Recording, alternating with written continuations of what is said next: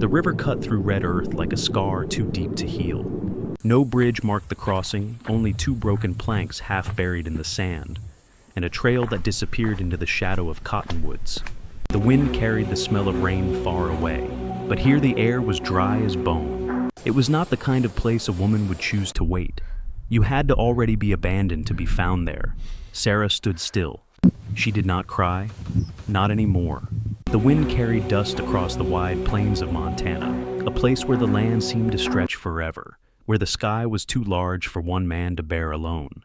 Late winter lingered here, with patches of snow crusted over the earth and the scent of pine drifting from the ridges.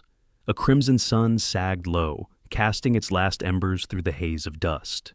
It was the kind of evening that swallowed sound, leaving only the crunch of boots and the breath of animals. Luke Carter rode slowly along a dirt track, nearly swallowed by weeds, his horse stepping with the patience of long travel. Luke was 35 years old, broad-shouldered from years of labor, his frame hardened not by vanity, but by survival. His hair was dark brown, cut short but left unkempt, and his eyes carried the pale steel gray of storm clouds, eyes that had seen too many battlefields during his years as a soldier. His clothing was plain, a red and black flannel shirt dulled from washing, a weathered leather coat creased with age, boots cracked at the soles, and a wide cowboy hat shading his brow. He moved with the slow determination of a man who never hurried because hurrying had cost him too much before. He did not speak often, and when he did, his words were measured, weighted, never wasted. Beside him padded Max, a German shepherd well past his prime. Max was 7 years old, his once sharp amber eyes now clouded to milk white. Blindness had claimed his sight 2 winters ago, after an accident Luke never spoke of, but the dog still carried himself with the proud posture of a guardian. Around his head was tied a white cloth, a makeshift blindfold Luke had given him after the eyes turned completely cloudy. The cloth gave Max an almost mythic appearance, as though he were a sentinel out of old stories. Though blind, Max's ears flicked at every sound. His nose worked the air constantly, and his steps were confident, memorizing every rut and rock of the land. To Luke, Max was more than a companion. He was a silent witness to loneliness, a shadow of loyalty that never faltered. The trail stretched on, silent but for the rhythm of hooves and the crunch of paws. Luke hadn't spoken aloud in days, not even to Max. Silence suited him, though it weighed like a second skin.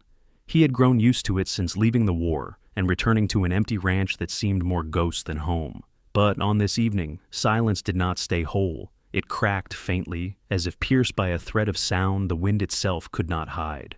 Max stopped first, head tilting sharply, ears pointed. A low whine rumbled in his throat. Luke reined in his horse, listening. At first, he thought it was the groaning of wood, some old shack twisting in the wind. Then he heard it again, the thin, hitching cry of a baby. It was so soft he almost doubted it, but Max barked once, short, urgent, confirming it was no ghost. Luke dismounted, boots sinking into the damp soil, and let his horse graze with the reins trailing. He placed a steady hand on Max's shoulder. "Easy," he murmured, though his own chest tightened with unease. A man did not stumble on such cries by chance in a place like this. He followed the sound across a patch of brittle sage and broken fencing. The air shifted. It smelled faintly of rust and ash, of a fire gone out too soon. Then he saw her. Sarah Miller was bound to a weather-worn fence post, her wrists lashed cruelly behind her back. She was 29, tall but thin, her body stretched gaunt, as though life had taken more from her than it had given. Her hair, once honey blonde, hung loose and tangled, streaked with mud and blood, falling across her bruised face. A gash darkened her temple, dried but raw, evidence of a blow. She wore a dress torn at the seams, once pale blue, but now stained with dirt. Her feet were bare, cracked from cold. Even in this broken state, there was a trace of quiet dignity in the line of her jaw, the kind that suggested she had once stood proud, but had been bent by cruelty. She did not meet Luke's eyes at first. Her gaze was distant, vacant, as if she had stopped expecting the world to notice her suffering. Sarah had been raised on a small farm nearby, married young into a family that demanded obedience more than affection. She had endured years of sharp words, silent tables, and the constant reminder that her worth lay only in bearing children. When she birthed twins, a son and daughter, her in-laws saw it as misfortune, mouths to feed instead of blessings. Their scorn had carved itself into her posture, her silence, the way her shoulders slumped, as if shielding herself from blows she expected long before they landed. At her feet, wrapped in an old horse blanket, lay two newborns. They were scarcely 2 days old, their faces raw with the redness of new life, their cries uneven but stubborn.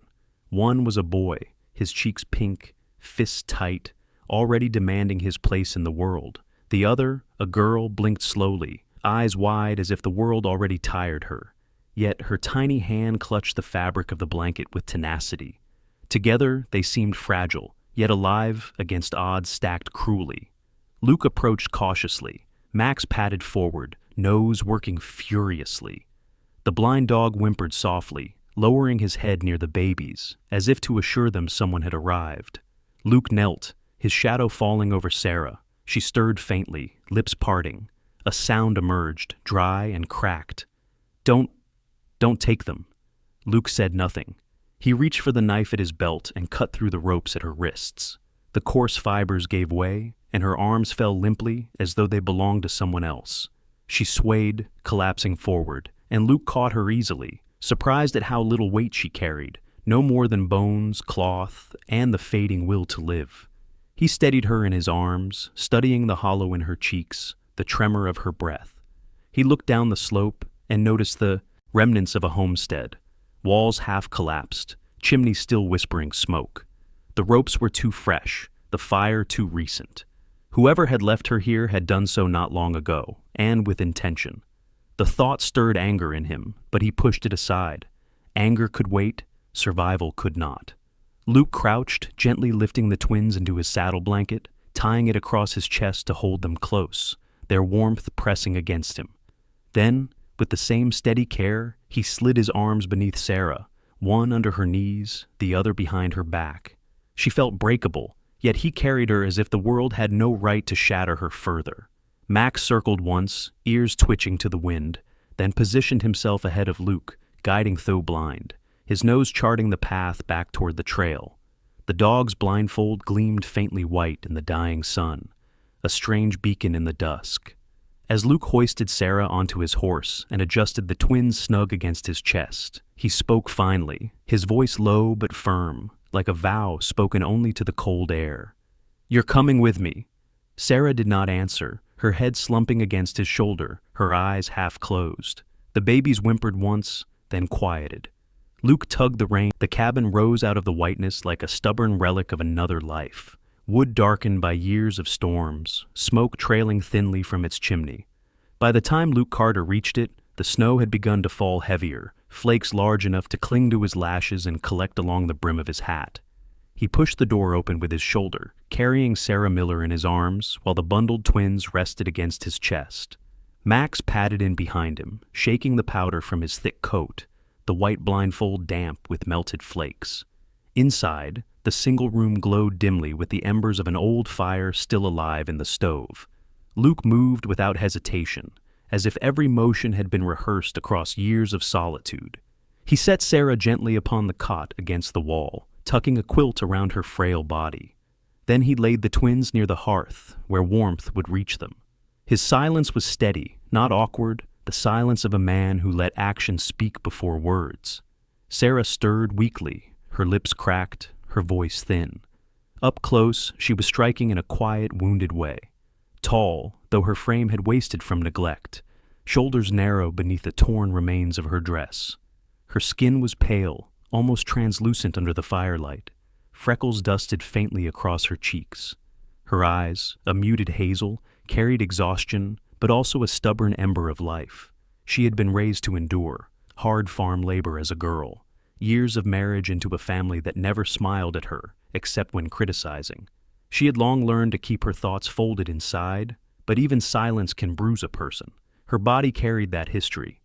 The guarded slant of her shoulders, the way her hands flinched before relaxing when Luke drew the quilt closer. Luke did not ask questions. He boiled water, poured what little goat's milk he had into tin cups, and fed the twins with patience, supporting their small heads in his rough hands. Sarah watched from the cot, her gaze uncertain, perhaps waiting for him to scold or to demand something in return. But he said nothing. When she tried to sit up, she gasped at the pain in her ribs and fell back. Luke turned, his expression unreadable, but he placed a damp cloth against her forehead and left it there, a gesture without ceremony.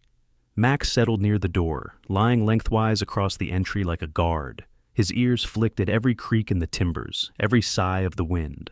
Blind though he was, he seemed attuned to threats no one else could hear. When the twins whimpered, Max raised his head and let out a low chuff, as though reminding Luke before the babies even cried out fully. The storm thickened outside, pressing against the walls. Luke added wood to the stove, sparks leaping in sudden brightness. He drew a small wooden box from the shelf, opened it, and withdrew a folded letter yellowed with years. He sat by the fire and read silently, lips moving faintly, though no sound escaped. Sarah, half drowsing, studied him. The letter was creased a dozen times, the handwriting delicate. It was from his mother, long gone now, written when he was still a soldier. The words spoke of endurance, of carrying light when the world turned dark. Sarah saw how Luke's face changed as he read, not softer exactly, but stripped of the armor he carried in daylight. There was grief there, deep and constant, but also a quiet strength. When Sarah finally spoke, her voice was hoarse, fragile. "They left me there because of the twins." Luke looked up, but did not interrupt. She stared at the ceiling beams as though the words were not for him, but for the fire. "They said girls are burdens. They said a woman who bears twins curses her family with 2 mouths instead of 1 dowry. They wanted me gone before the neighbors pitied us." Her breath caught, her eyes glittered with tears unshed. "I thought maybe if I kept quiet, if I worked harder, they'd find a place for me. But silence didn't save me. It never does." Luke folded the letter slowly and placed it back in the box. He did not tell her she was wrong, nor did he echo her pain with his own. He simply said, "You're safe here," and returned to stoking the fire. Sarah blinked at him, half in disbelief, half in relief, though she said nothing more. The hours lengthened, night sank into the valley, and the cabin stood as an island against the storm. Luke prepared a thin stew from dried beans and salted meat, offering Sarah a spoonful at a time until she had eaten. The twins slept after feeding, their small breaths fogging the air above them. Max shifted only when Luke rose, otherwise lying perfectly still, the muscles beneath his fur taut even in rest. He was not just a dog, he was a sentry in flesh, a shadow that refused to yield. Later, when Sarah dozed, Luke returned to his seat by the fire. He drew another letter from the box, the handwriting smaller this time, almost hurried. He read quietly, his eyes distant. Max lifted his head, ears flicking as if recognizing the tone of memory. Luke's face bore no tears, but the silence around him grew heavier, as though the letter pressed a weight only he could carry. Sarah stirred slightly, her eyes half open, and caught sight of him in that moment. She saw a man who lived alone, not out of choice, but out of survival, who built walls not to keep others out, but to keep himself from breaking apart. And for the first time since the ropes had been cut from her wrists, she felt the faintest thread of empathy, not pity, but kinship. The night waned, the storm eased. Snow packed against the window, muffling the world beyond.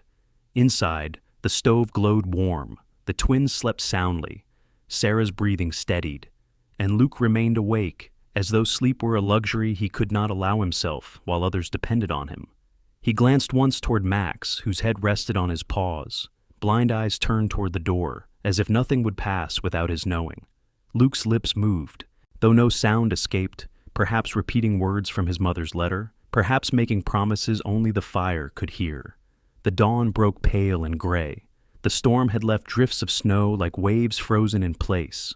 Inside the cabin, life had not been extinguished. Sarah still breathed, the twins stirred. Max raised his head at the sound of wind shifting.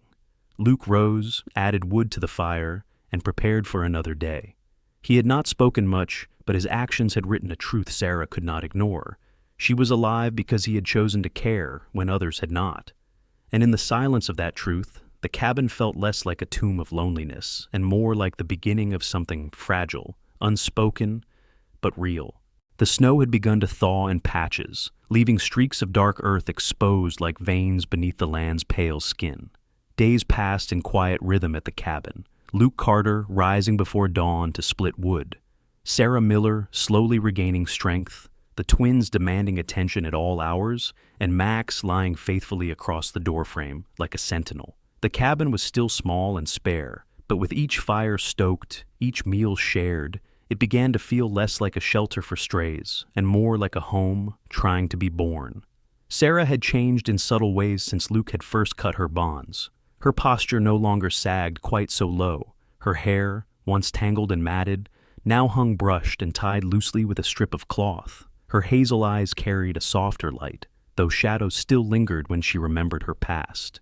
She was still thin, her hands rough and veined, yet there was a dignity to her now, the dignity of a woman finding the pieces of herself she thought she had lost. Luke remained much as he had always been, silent, deliberate, his broad frame a wall against the outside world. He spoke little, but every action, tending the fire before Sarah woke, setting water to warm for her, shaping a cradle out of pine scraps for the babies, spoke of a care he never named aloud. Sarah noticed these things, though she rarely voiced her gratitude. Words had been wasted too often in her life. She found herself trusting deeds instead. It was on one such morning, as the snow softened under a rising sun, that the first intrusion of the outside world came. Sarah had gone to fetch water from the well, her steps careful, her body still fragile but steadier than weeks before. The twins' cloths fluttered on the line, pale flags of fragile life against the breeze. Max padded after her, ears twitching, his white blindfold bright in the sunlight. He sniffed the air, a low rumble in his throat. Sarah followed his instinct and turned, and there she saw Ruth Parker approaching. Ruth was a widow in her early 60s, tall and thin, her frame stiff with self-importance. She wore a bonnet tied too tightly under her chin, a gray wool coat buttoned to the throat, and gloves that had seen better winters. Her face was sharp, eyes quick and judgmental, lips pressed into a permanent disapproval. She was known in the valley for carrying gossip as though it were gospel, delivering her words with the weight of truth, even when no truth lingered. To her, company was a stage upon which she could prove her own virtue by dimming the lights of others. "Morning," Ruth said curtly, her gaze sliding past Sarah to the twins' garments drying on the line. Her lips thinned further. "I heard talk of a woman out here with 2 babes and no ring on her finger. Seems I didn't need to hear it twice." Sarah's cheeks flushed hot, her grip tightening on the bucket. She opened her mouth, but words tangled in her throat. Ruth stepped closer, eyes narrowing. "Luke Carter's always been a strange one. Good soldier once, they say, but never learned how to live like decent folk. And now he's keeping you here, with your brats, far from town, like some secret best hidden." Sarah stiffened. The old wound of shame cut deep and familiar. She thought she had left those voices behind, but Ruth's tone carried the same sting as her in-laws, the same dismissal. She swallowed, forcing her voice steady. "My name is Sarah Miller," she said softly, but Ruth only sniffed. "A name is paper if no man claims it. People will talk, dear. They already are." With that, Ruth turned briskly, her skirt brushing the snow, and departed, leaving behind silence heavier than any storm. Sarah carried the bucket back inside, her hands trembling. Luke looked up from carving a small wooden rattle for the twins. He said nothing as he took the bucket from her, but his eyes searched hers.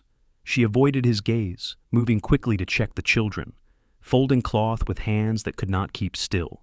Shame burned in her chest. She had known kindness in Luke's cabin, but kindness could not erase the whispers of the world. That night, long after the twins had been fed and laid down, she sat in the rocker by the fire, staring at the flames, her mind knotted with doubt. Luke mended the hinge on the door, his silence filling the room. She spoke finally, voice low. "They'll never see me as anything but a burden. Not out there, not in any town, not here either." Luke did not raise his head. "You're welcome here." His words were simple, firm, but Sarah shook her head. "Not if people say I don't belong. Not if they say I've ruined you." The fire crackled between them, filling the silence. Luke's hand stilled on the hinge, but he did not answer. He had never cared for the judgments of others, yet he saw how those judgments weighed upon her like chains. Sarah's gaze lingered on him, searching for reassurance, but he only returned to his work. The absence of protest felt like confirmation of her fears, though it was not meant as such. Later, when the twins woke crying, Sarah moved quickly, but pain still slowed her. Luke was already there, lifting the boy in one arm and the girl in the other, rocking them against his chest. Max rose from the door, padded over, and gave a soft bark, gentle, urging. Sarah startled at the sound, then moved to join them. Together, she and Luke soothed the infants, Luke swaying with steady rhythm, Sarah pressing her cheek against her daughter's hair, Max lying close, his warmth a wall around them all.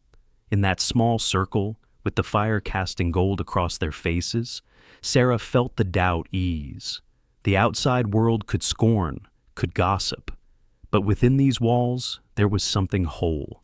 When the twins finally slept again, Sarah lowered herself into the rocker. Luke returned to his seat by the fire, Max settling between them like a shield.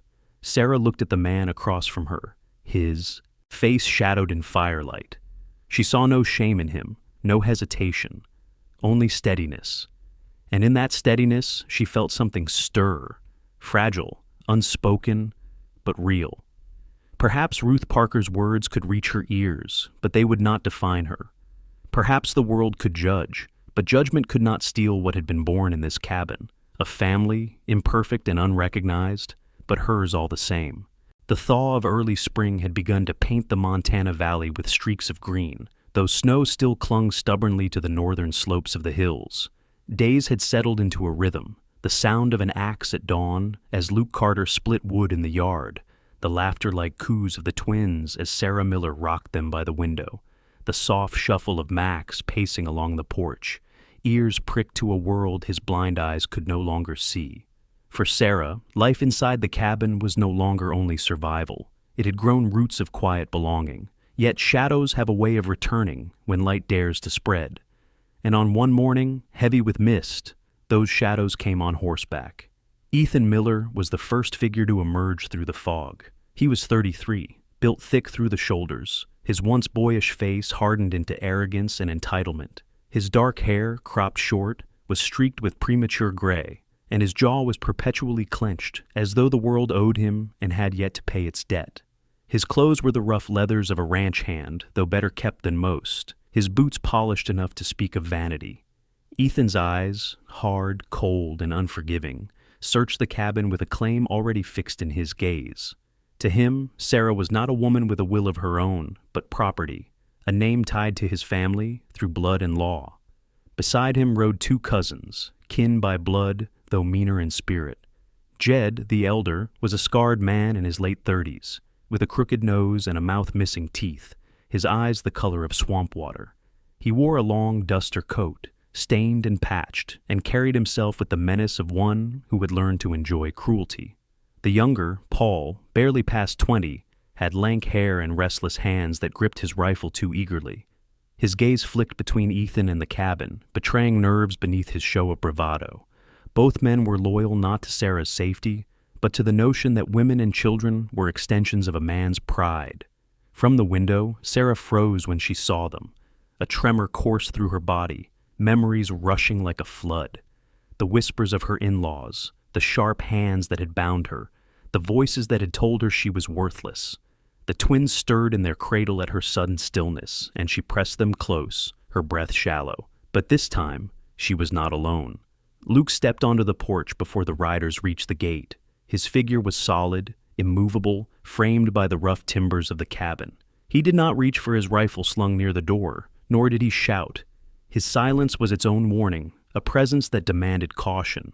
He crossed his arms over his broad chest, the leather of his coat creaking, and waited.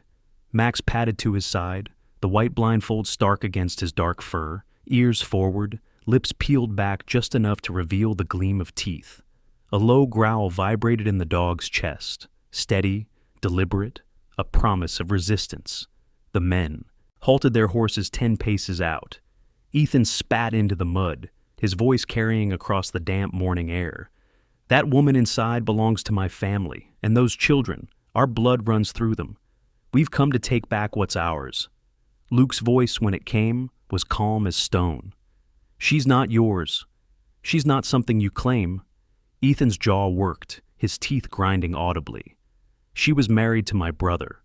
That makes her ours to decide. And those brats," he gestured sharply with his gloved hand, "they carry his name. You've got no right." Luke's eyes did not waver. "Then your brother should have stayed alive." The words dropped heavy, as final as a hammer striking an anvil. Jed shifted in his saddle, one hand drifting toward the rifle at his side. Paul clicked back the hammer on his own weapon, the sound sharp against the mist. The air tightened, as if even the earth held its breath. Ethan leaned forward in his saddle, sneering. "You think you can keep her here, you and your mutt? You're just a broken soldier hiding in the woods, a man with nothing but a blind dog at his feet. Pathetic." Max's growl deepened, vibrating like thunder barely restrained. Luke's gaze sharpened, and for the first time, he spoke not with calm, but with fire. "I'd rather stand with a blind dog loyal to the end than with men who abandon their family." The words cut, striking truer than any blade. Jed shifted uneasily, Paul's rifle wavered, even Ethan's sneer faltered for a heartbeat. From inside, Sarah's voice broke the silence. She had stepped to the doorway, her face pale, but her spine straighter than it had been in years. Hazel eyes shone with a mixture of fear and newfound strength. The twins whimpered in her arms, and still she lifted her chin. "I will not go back," she cried, her voice ringing through the mist. "I will not. You left me to die, and I will never belong to you again." The declaration shattered whatever power Ethan thought he held. His mouth twisted in fury, but his horse stamped and snorted, sensing the tension. He pointed at Luke, his words dripping venom. "She's ruined you, Carter. You'll regret this." Luke did not move, his voice low but unyielding. "Leave this hill, or you won't ride down it." For a long moment, the mist held them all in stillness. Then Ethan yanked the reins, his horse rearing before turning sharply. Jed and Paul followed, though not without glances of unease at the man and the blind dog, who had not budged. The three figures faded into the fog, their threats trailing like smoke. Luke remained on the porch, arms still crossed, Max at his heel. Only when the last hoofbeat faded did he step back inside. Sarah still stood near the doorway, clutching the twins, her breath uneven, her whole body trembling. She met his eyes, and though she could not find the words, the truth was clear. She had chosen. Not silence, not submission. She had chosen Luke and the family they had begun within the cabin walls. The Montana Valley shifted slowly from white silence to green rebirth. Snow melted into rivulets that ran down the slopes, pooling in the earth until the soil softened with promise. Where once the land lay locked in frost, new shoots now pressed through like whispers of hope. The cabin, weathered and sturdy, stood at the heart of this change. Its smoke rose thin into the warming sky, carrying with it the scent of pine wood fires and bread baked on a cast-iron stove. Inside, life no longer resembled survival. It was beginning to resemble belonging. Sarah Miller had grown stronger. The hollowness in her cheeks had softened into color, and though she was still slim, the fragile brittleness that once clung to her frame had lessened. She wore simple dresses now, sewn from patched fabric Luke had bartered for in town, and though her clothes bore stitches and seams, she wore them with dignity. Her hazel eyes, once dulled by fear, now held a steady flame, the eyes of a woman who had found both her voice and her place. Sarah had always carried herself with caution, molded by years of being treated as burden rather than blessing. But here, as she watched her twins grow and felt the steadiness of Luke's presence, her shoulders no longer slumped beneath invisible chains. She had endured storms of silence and cruelty. Now, in this cabin, she was learning to endure peace. Luke Carter remained as deliberate and quiet as ever, but Sarah had come to read his silence differently.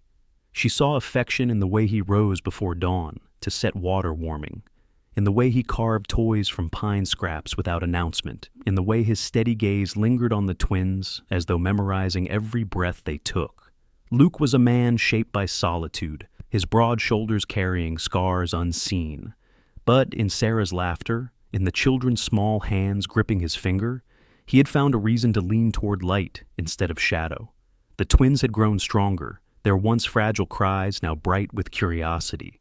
The boy, Thomas, was restless, fists forever curling as if preparing to strike out at the world. The girl, Grace, watched with solemn eyes, often calm but quick to smile when Sarah's song drifted through the room. They were no longer swaddled bundles of survival, but infants with personalities emerging like buds in spring. Sarah often called them her little thistles, hardy things blooming in harsh soil. Max, the German shepherd with the white blindfold, had become a permanent fixture at the cabin's threshold. 7 years old and blind, his ears twitched at every sound, his nose mapping the world with more certainty than sight ever could. Sarah had taken an old scrap of linen and, with her slowly steadying hands, embroidered one word upon it: guardian. She tied the cloth carefully around his head, smoothing it over his ears. Max stood still through the process, tail flicking once, as if he understood. From that day forward, he was not just the silent sentinel of the cabin, but its symbol, proof that loyalty did not require eyes, only heart. It was one warm afternoon, the grass stirring with the first strong breeze of spring, when Luke found Sarah on the porch, and she sat barefoot, her hair caught loosely by a ribbon, the twins sleeping in a basket nearby. Sunlight touched her face, and Luke felt the words pressing against him, words he had carried for weeks but never spoken. He stepped forward, his boots creaking against the wood, and she looked up at him with calm expectancy. "I want you to stay," he said simply. His voice was steady, yet his eyes flickered with something raw. Sarah's breath caught, but she did not flinch. Luke's jaw tightened before he added, "Not because you need shelter, or because the children need it. Because I need you. Because I—" His words stumbled for the first time, the silence between them heavy. "Because I love you." Sarah's hazel eyes shimmered, her lips parting slightly. She had heard words of love before, false and transactional, but never like this, never spoken with such unadorned truth. She reached for his hand, pressing her fingers against his calloused palm. "Then I'll stay," she whispered, "not because I must, because I want to." A week later, a wedding was held, modest but real. The preacher, Reverend Jacobson, was an old man in his 70s, his back stooped, but his voice still steady. He wore a threadbare coat, spectacles perched precariously on his nose. Known in town for his fair mind and quiet patience, he had traveled up the hill at Luke's request, surprised but willing. Beside him came Ruth Parker, her sharp eyes missing nothing. Ruth had been skeptical, even mocking, when she first heard talk of the wedding, but curiosity had carried her here, along with the vinegar-tasting preserves she always insisted on gifting. Sarah wore a plain dress she had stitched herself, pale cream with uneven seams, but it fit her as though it had been made for this moment. Her hair was braided, tied with the same faded ribbon she had worn since arriving. Luke stood tall beside her, his coat brushed clean, his flannel shirt buttoned high, boots freshly polished though still scarred by use. Max lay at their feet, blind eyes turned toward the sound of their voices, the white embroidered cloth gleaming softly in the sunlight.